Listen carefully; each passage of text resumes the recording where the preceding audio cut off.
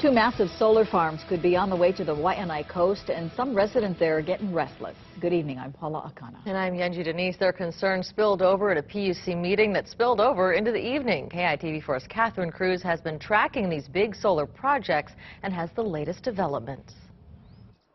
It's on close to 200 acres of low-quality agriculture land that Euros Energy wants to erect a massive solar farm.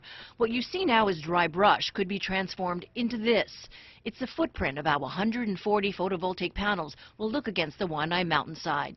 The company hopes to get the project up and running before the end of next year to take advantage of tax credits. But that doesn't sit well with one Waianae resident who's been waiting for more than a year to get solar on his family's home. The residents want to put it on and they can't because HECO, but then these guys want to get their big tax credits and rush these projects.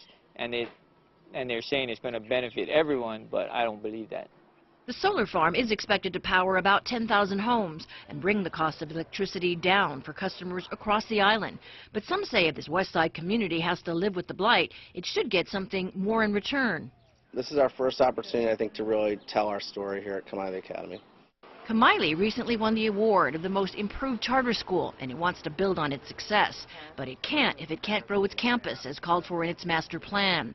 It recently completed an environmental assessment, and it hoped to work with the solar developer. This is a very important issue for our school. The solar development is going to butt up against our school, and we have no space to expand. But the company says it needs 5 acres, and the company's only willing to offer 1 acre. That's why the school community is pressing for more and going public with their plight. School officials say Euros initially planned to put overhead lines down this tree-lined street, but the school objected because it would mean the removal of monkey pod trees. They say Euros has agreed to go underground. But the company says it's also offered to help the community provide a much-needed emergency access road for Waianae, and it plans to landscape directly behind the Uluvehi subdivision and is cleaning up what's been an illegal dump. Euros has been before the neighborhood board and reached out to lawmakers, but the project has largely gone under the radar for the larger community.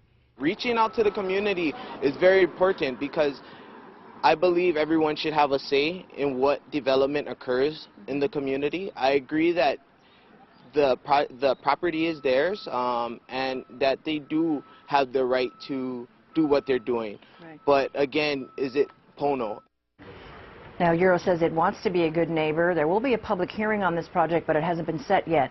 This particular solar farm needs a conditional use permit from the city. The second solar farm being developed by Nextera is smaller. It's 75 acres. It has the support of the Waianae Neighborhood Board, but both are projects to watch.